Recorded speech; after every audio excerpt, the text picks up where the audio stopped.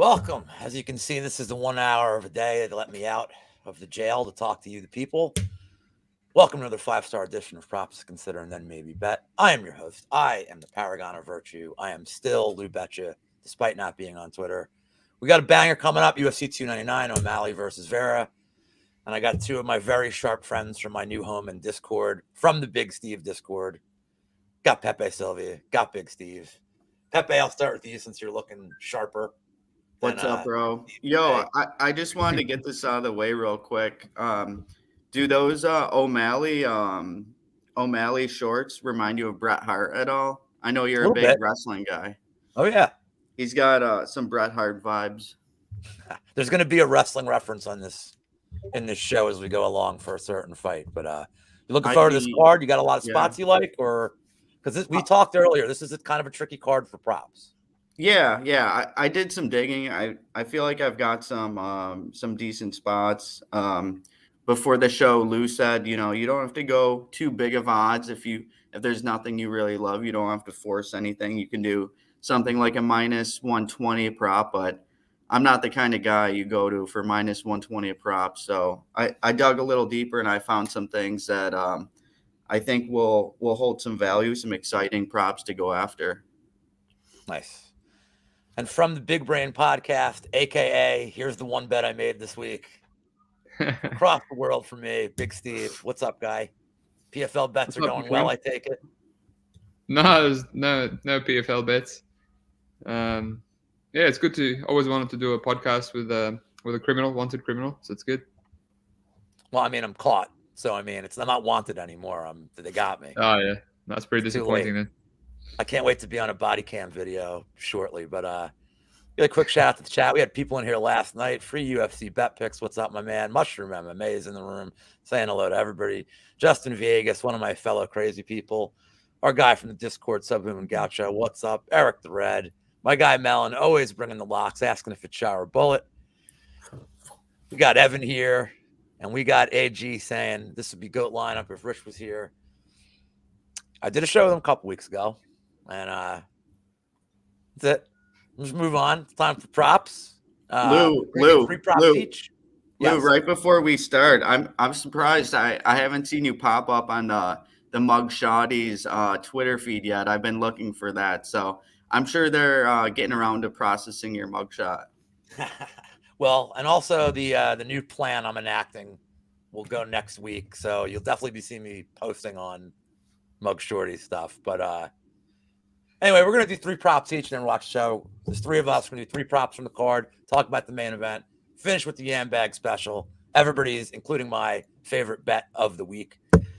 Pepe, we will start with you. What is your first prop to consider and then maybe bet for UFC? Okay, so yeah, like I said before, Lou was telling me I could go with like a juice prop, and I was like, fuck that. There's got to be some big props with some value. And the first one that I have is Gamrot round 3 KO plus 1400. And it's just because RDA at this point in his career, cutting back down to 155. We know that Gamrot is a pace merchant. And, obviously he doesn't have a ton of power, very little at that. But just fighting at that pace with all the wars that RDA's been in, he has multiple round 3 knockout losses also. I think that plus 1400 is a decent shot at the KO. I don't think he's subbing RDA, but I wouldn't be shocked at an attritional pace knockout at 1400. I don't hate that. I like the look, man. I like it. All right, Steve. I only got one of yours bannered, but whatever you want to go with, go ahead, man. Yeah, let's start with that one. Why not? The Asu, what a name. Almabayev round 2 sub. Pretty much, some people think it's going to go over, and I get it. You watch some of the other fights of Asu. He just sits in people's guards, but CJ's not that type of guy. He's going to force a stand up. He's going to scramble. He's going to give his back, which he does in every single fight. Even against Lacerda in round 2, he stuffs a takedown and somehow voluntarily puts himself in a calf slicer, which he did against Clayton as well.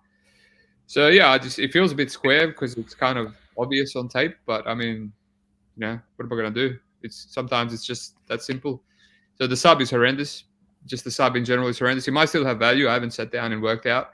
Maybe it should be minus money, the sub. Maybe it looks minus money with all the grappling advantage. But yeah, sub round 2 plus I got $6. What is that? Plus 500.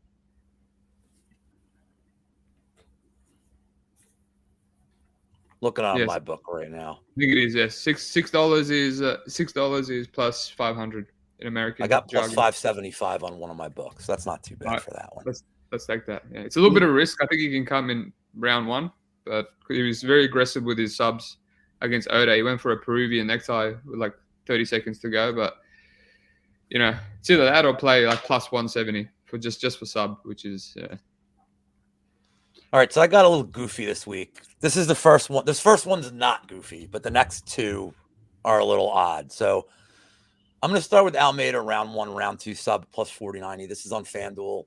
I'm not even convinced he wins the fight. Like, I think this is a tricky spot. I think whoever wins probably ends up looking minus 500 in hindsight. But if I go over what Almeida's win condition is in my head, if this is a stand-up affair, Blade's just going to stay away from him. He's going to peck him with jabs. He's going to keep his distance. It's going to be boring. Blades probably wins the decision. We know Almeida's probably going to be attempting takedowns. I know he's the lighter guy, but man, he's strong as shit. And if he gets on top of Blades, we still have some questions about Blades' defensive wrestling, his get-up game. What I don't have a question with Blades is like his willingness to just completely collapse and give up in like big spots. And I think if Almeida gets on top of him, he doesn't throw a lot of ground strikes. I think he had like 4 strikes against Rosenstrike. Like the dude just does, even against the Pleasure Man, like he's just not dropping a lot of bombs. Like he's always just searching for grappling. I don't think his win equity, he's not drawing dead to his submission, but I do feel like more often than not, if he's going to win, it has to be an earlier submission. So I think at 5-1, I like it a lot for the round 1, round 2. So even if I'm not sure if he wins, I just think 5-1 is a decent price for it. So that is where I'm at. What's up, Prince of Mischief? What's up, Shady? They're all rolling in. Free Lou. Don't worry about Free and Lou. Don't worry about Free and Lou yet. Got something cooked up, but all right, Pepe. It's time for number 2 from you, my man. Back to me. I mean, this one is like a tiny bit square, but I kind of had to at this number. I'm surprised it's this big, but Chukagian decision plus 260. I mean, I'll be the first to admit I've tried to fade Macy Barber on more than one occasion and have been unsuccessful. With Maverick, with Jessica I, with Lee, with Montana De La Rosa. So I've been trying to get her, but she's skirting by very close on a lot of these. Every fight that's gone to a decision has been very close. And I think this is a step down in competition for Chukagian. I mean, she just had a close decision with Furo. She's a great minute winner, has a ton of volume, is a better grappler. She's better everywhere, I think, outside of just pure power. And she's going to be the longer fighter, more veteran savvy. So, yeah, I think that decision prop at plus 260 for Chukagian is a solid look. I don't know how many times Barber is going to be able to win these, very close robbery-esque decisions. In the day and age where no one wants to play the older fighter, I think this is a decent look. It's funny that she's going up against like the robbery queen. Like Chukagian's kind of a robbery queen too. The pride of Quakertown, Pennsylvania, of course, Caitlin Chukagian. Steve, it would be your turn, but his prop is a good segue into mine. So I'm just going to go next. This one's a little bit of a strange one for me. I'm going to do a little combo prop here. So there's 2 fights on this card that are split decisions that I think are pretty viable to go to split. One is this fight. It's going to be Chukagian winning the minutes. I think Barber might have bigger moments. But honestly, who really hurts Chukagian? She's been hurt by Andrade. She's been hurt by Shevchenko. She doesn't really take a lot of damage. Even Fioro, who I think is a way more powerful puncher than Barber, wasn't really landing anything flush. And I do think Chukagian's a good minute winner. But like Pepe said, Barber does, in fact, steal some robberies here. And then Song Yadong and Peter Yan. Another one I think goes to split, 3-round fight. Look, man, margins are really slim here. I think the line's relatively accurate. I think this goes the distance at a super high clip. I don't think there's going to be grappling in this. They're both durable. They both throw a lot of volume. I think whoever wins, I think if you bet a side and you lose a split decision, you're probably going to feel like you got robbed.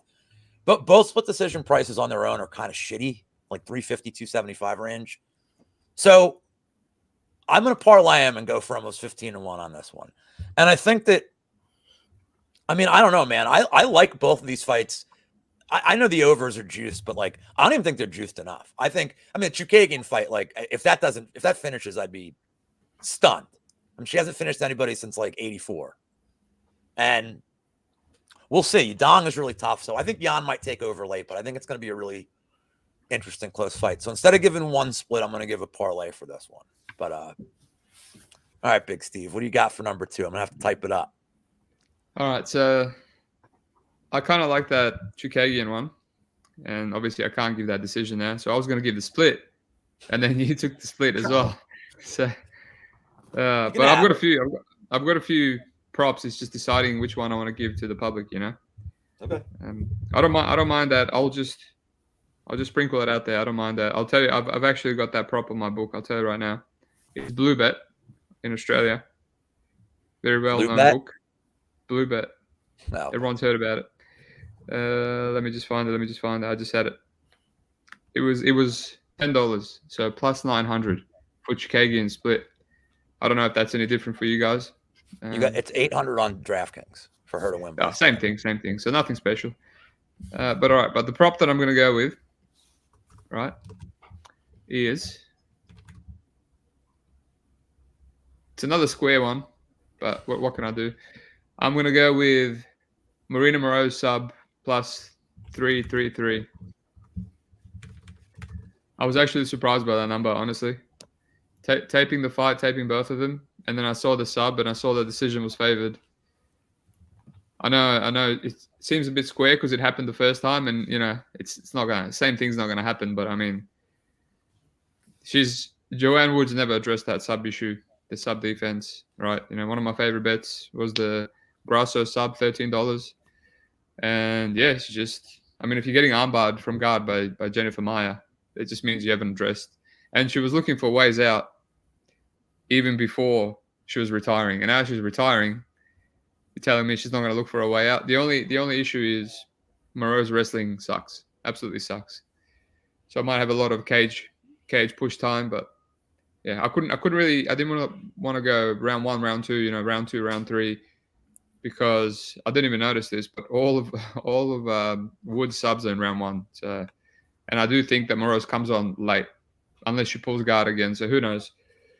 But yeah, I honestly thought sub should be favored over decision. So, do you think that one takedown's all this is going to take?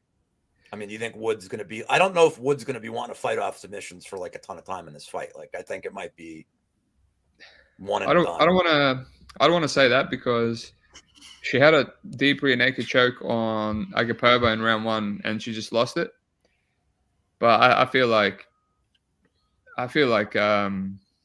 Joanne's definitely more flaky. I like that she had a arm triangle against Agapova, arm triangle choke, and it looked tight, very tight. So I think it gives us multiple avenues that this could end in sub. We got armbar, we got arm triangle, we got rear naked choke. So pick your poison, Moreau's. I think one of the worst bets I ever made was taking Agapova that night. And I literally did it because she's like the real life MMA mug shorty. I just wanted her to win. And that's like when the Ukraine war was starting, and like Moreau's came out with the flag, and I'm like, what a stupid bet this was. Like before it even started, I'm like, this is just dead. No, you have to fade the Ukraine war every time. So I know Pepe and I both have this third fight, so I'll let Pepe start here with number 3. And Melon just said it in the chat too, so this is kind of fun. Yeah, that was a sharp shout out in the chat by Melon. But yeah, I was looking through the MVP and Holland fight. A somewhat intriguing fight. A fight that most people that I've talked to and have listened to break down the fight believe it's going to go the distance.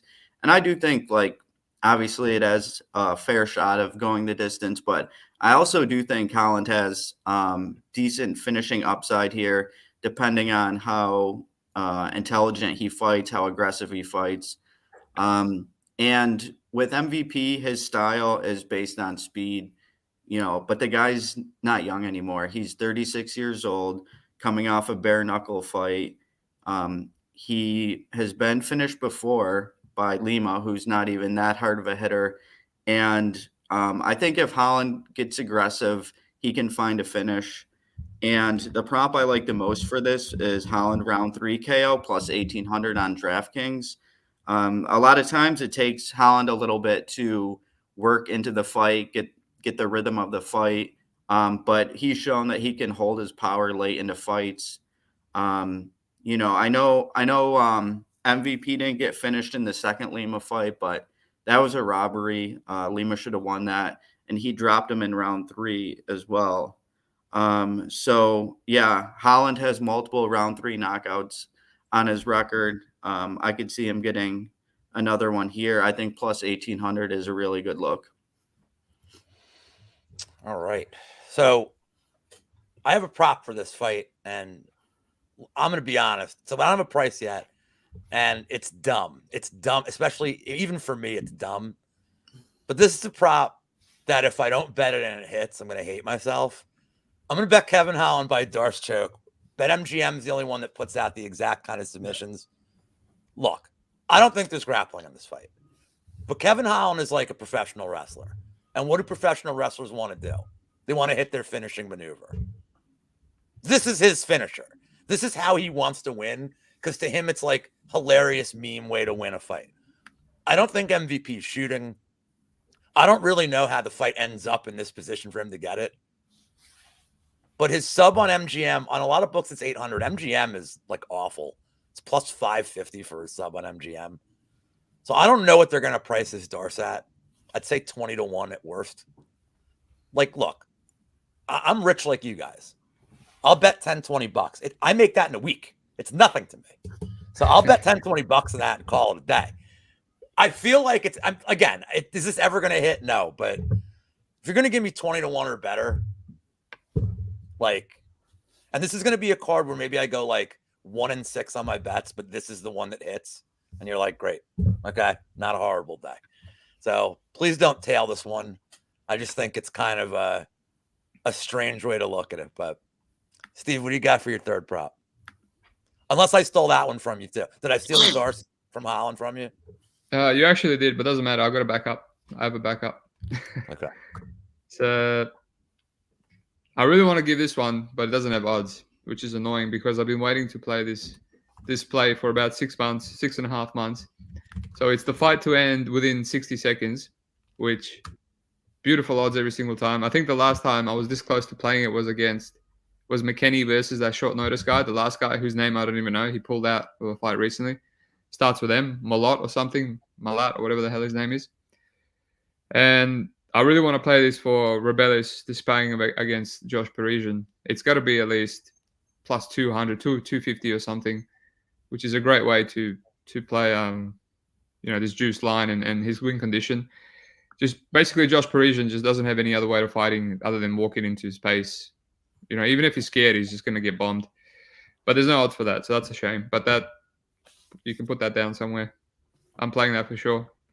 So to give you a perspective, the ones that DraftKings has, the lowest odds one for a first-minute finish right now is Almeida and Blades, and it's plus 900. I think Pereira Jacek is plus 1,100. So plus 200, 300 range probably sounds about right for what they're going to price it at. Yeah, that's what I feel from experience, from looking at McKenny fights and his odds. You can also play like round the second minute, the third minute, and stuff like that. But I don't know. I feel like this is the one where you go the first minute. But I'll give you a prop with actual odds.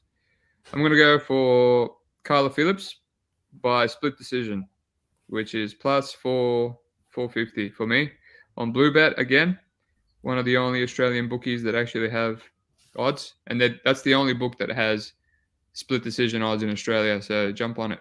Great book. Basically, a lot of people are fading him, right? They say he's going to drop around 3 because he gasses, and that's pretty straightforward. You see that on tape all the time. But that's Pedro's worst round as well. You know, he gets the crap kicked out of him in round 3.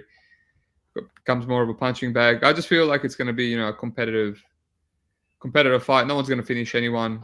Maybe Pedro gets some calf kicks going. No one really taking advantage of shutting Carla Phillips's footwork off with calf kicks. Right, I watched 3-4 fights in the UFC. Barcelos a little bit, but didn't really affect him. So yeah, I think this can be sweaty, competitive. You know, Carla Phillips maybe comes out strong round 1, round 2. I think he's going to get cracked as well. Like I don't really like his defense when he blitzes in. But yeah, I don't mind that at all. I think he's still going to win, but big cage, you know, pay-per-view, a lot of crowd noise. So +4, 450 for split decision, Carla Phillips. It's a good way to go play him. The unanimous decision is dreadful. It's barely plus money. So yeah, I don't think he's finishing Munoz here, but at all. But let's get to the main event. We got Sean O'Malley and Chito Vera. O'Malley's pretty big favorite at the moment, as you guys all know. Pepe, what do you got for the main event, my man? All right, so yeah, for the main event, what I noticed when breaking down both of these guys is when they fight a higher level of competition, a lot of these fights are pretty close. And what I've noticed in a lot of these main events and 5-round fights is judging is generally all over the place.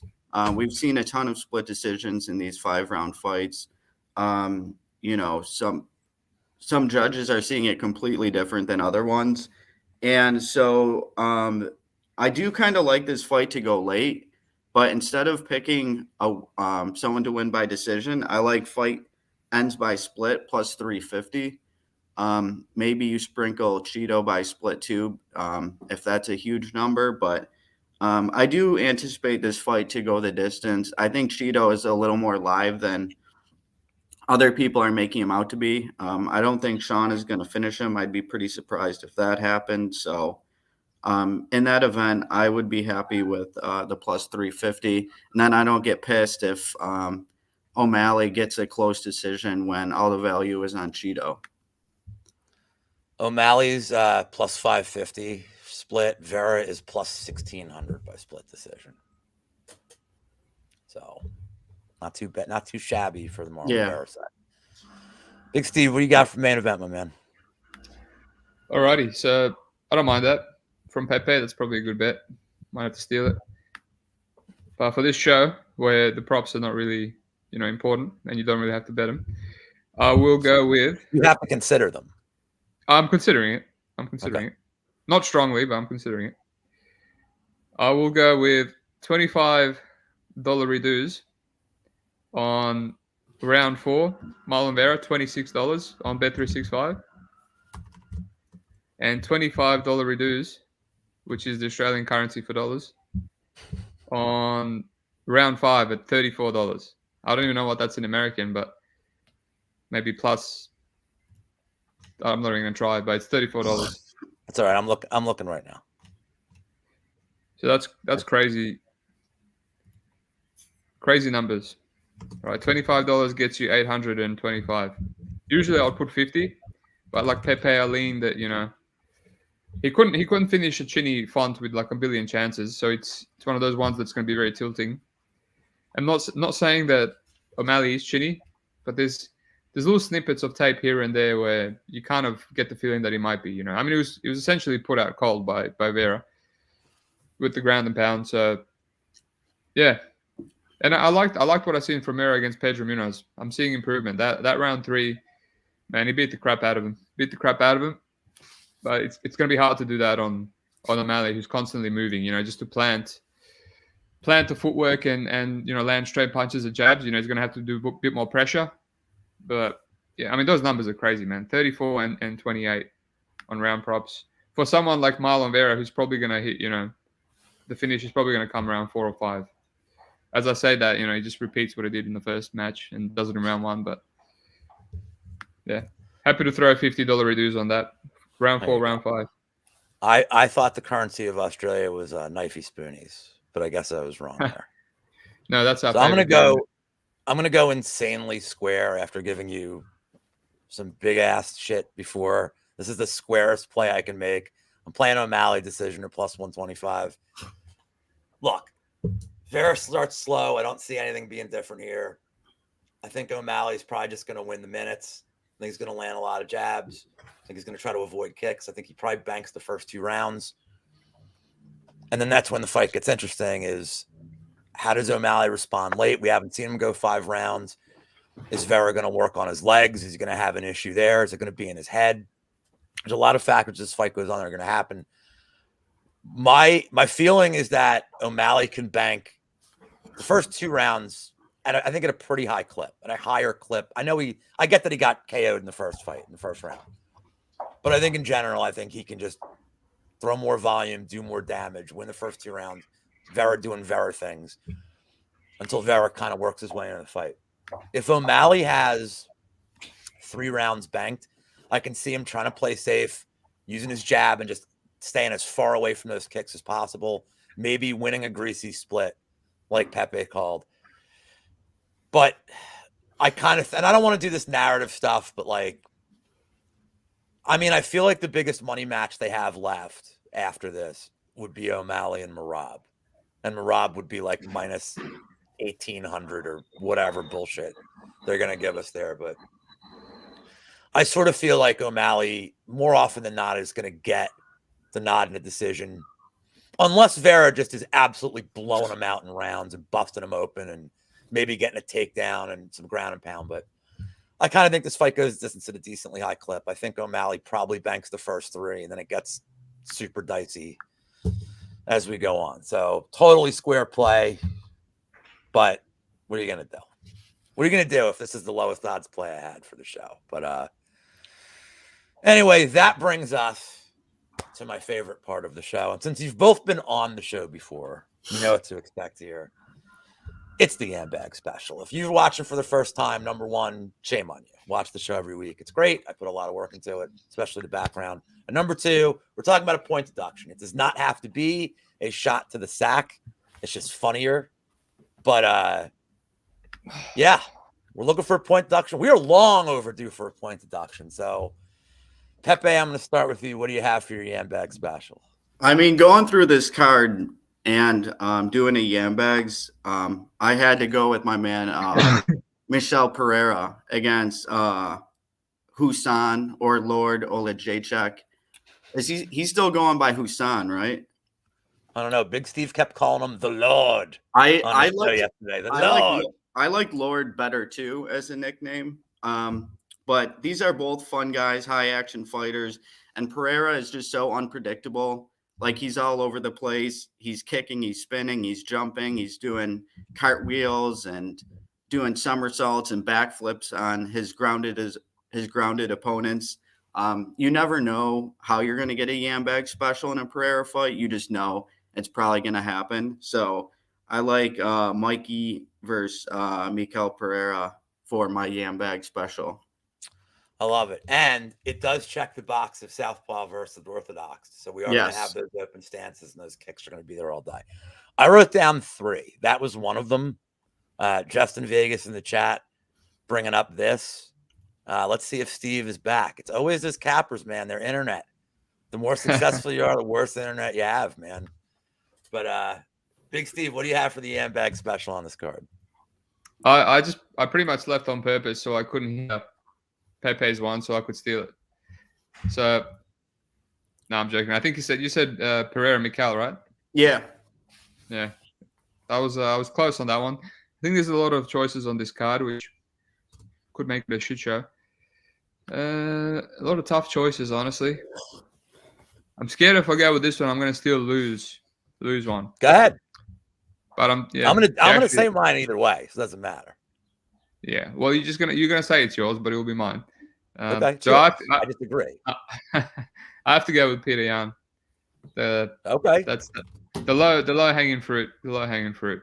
You know, the man that loves to poke and hit you in the nuts and doesn't give a F. I feel like it's going to be a competitive fight. They're going to brawl.